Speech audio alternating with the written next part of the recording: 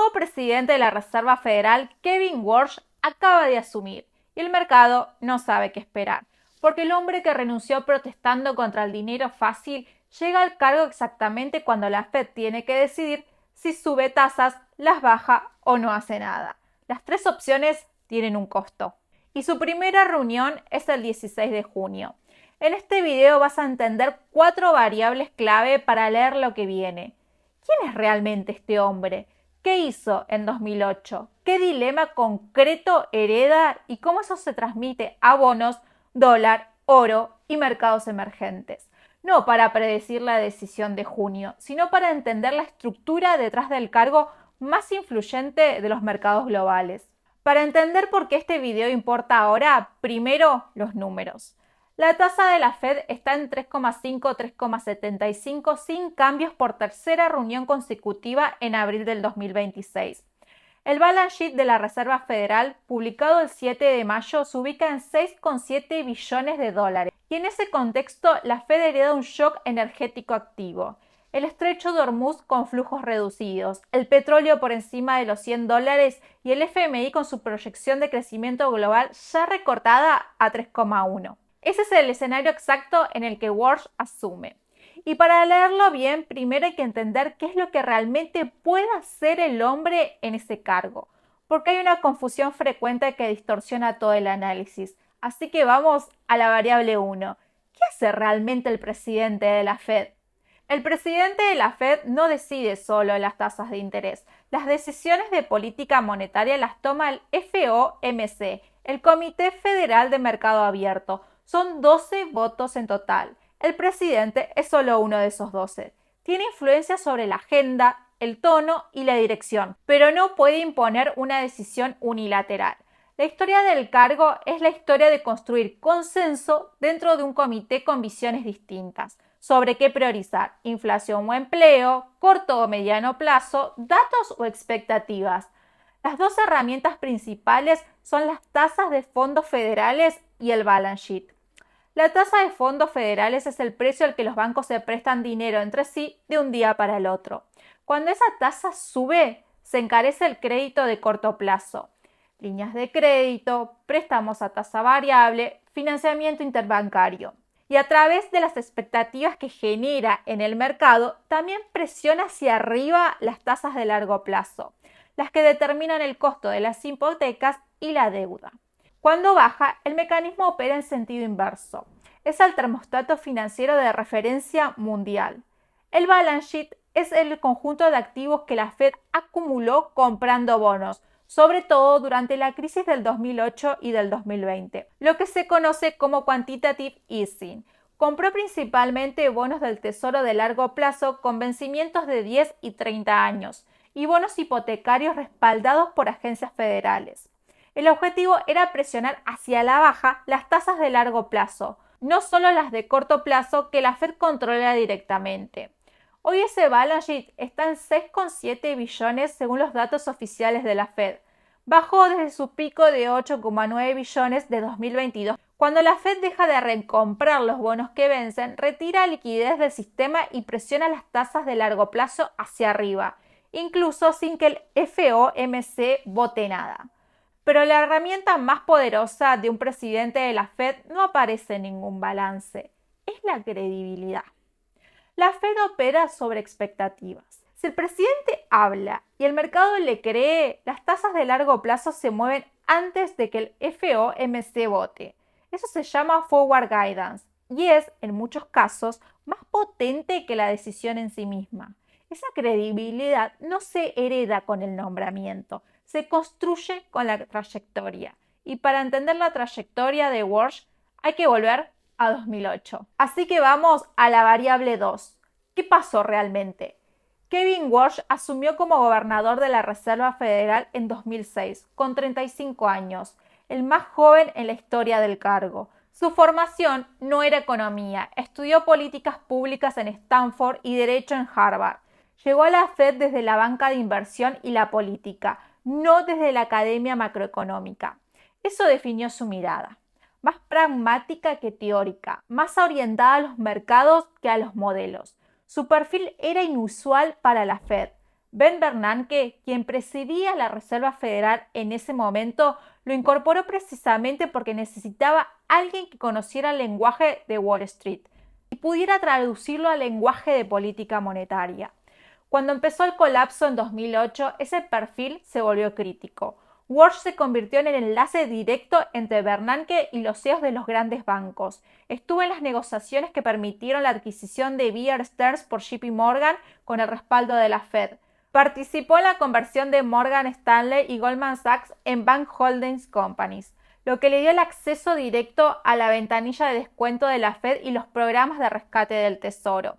Y fue parte del proceso que derivó en el rescate de AIG por $85.000 millones, cuya exposición a derivados de crédito amenazaba con derrumbar el sistema financiero global.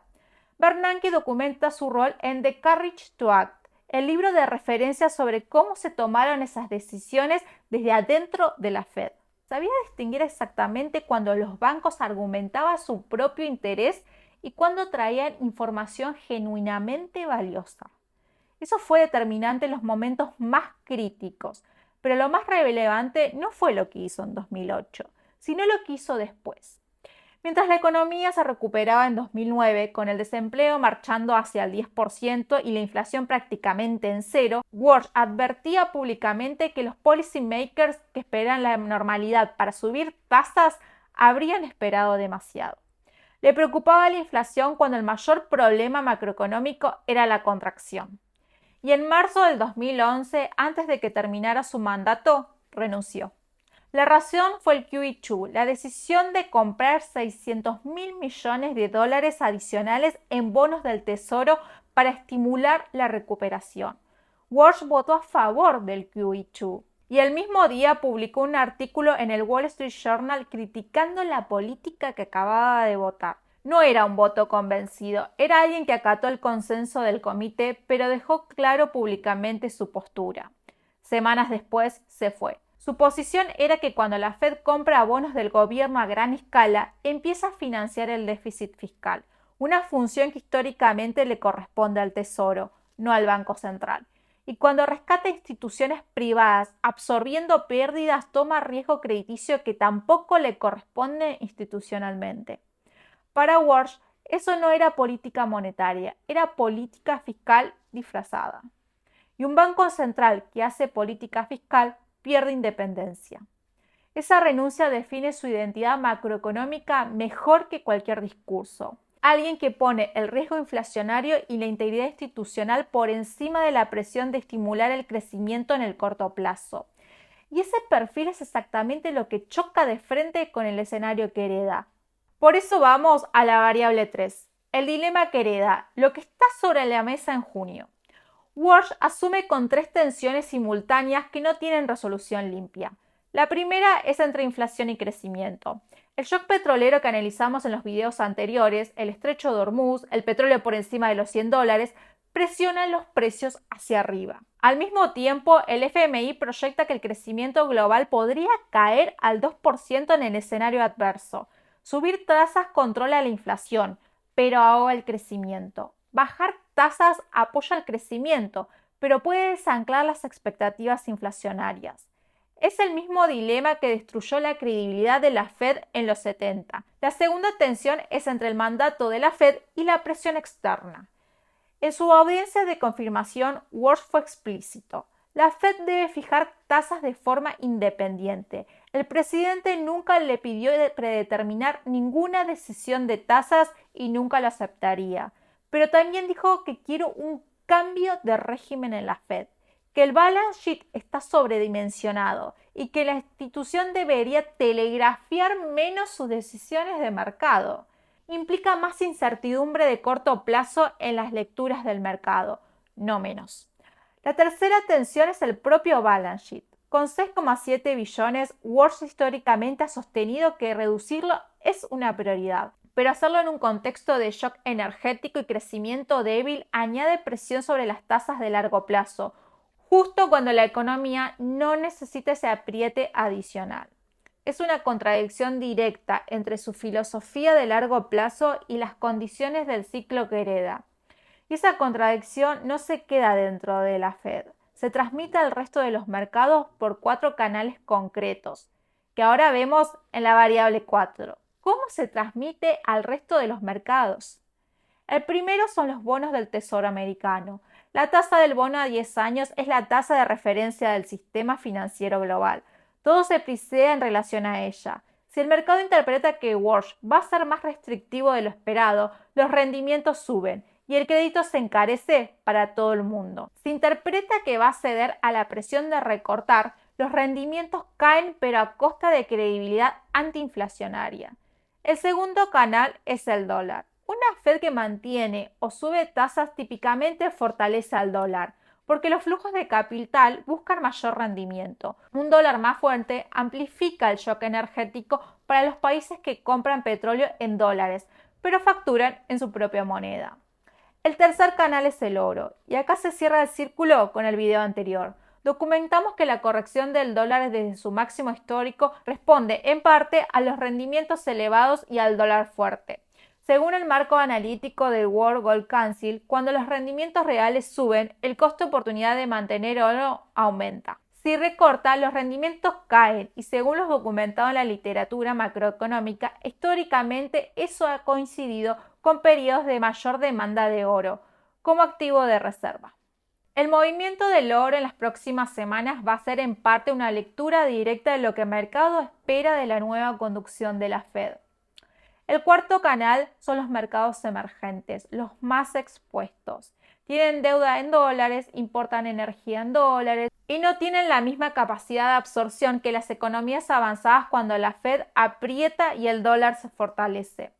La combinación de shock energético más Fed restrictiva está documentada históricamente como uno de los escenarios de mayor presión para los emergentes. Hay un dato que el mercado está mirando más que cualquier otro en este momento. Y no es la decisión de junio en sí, es cuál de los dos Walsh va a gobernar la Fed. El Walsh que en 2009, con el desempleo en el 10%, advertía que subir tarde sería un error y que renunció antes que avalar más expansión del balance sheet, o el Walsh que en 2025 le dijo a CNBC que no bajar tasas era un punto muy en contra de la Fed, alineado con exactamente lo que el gobierno que lo nombró pedía. Esa no es una pregunta política, es una pregunta macroeconómica de primer orden.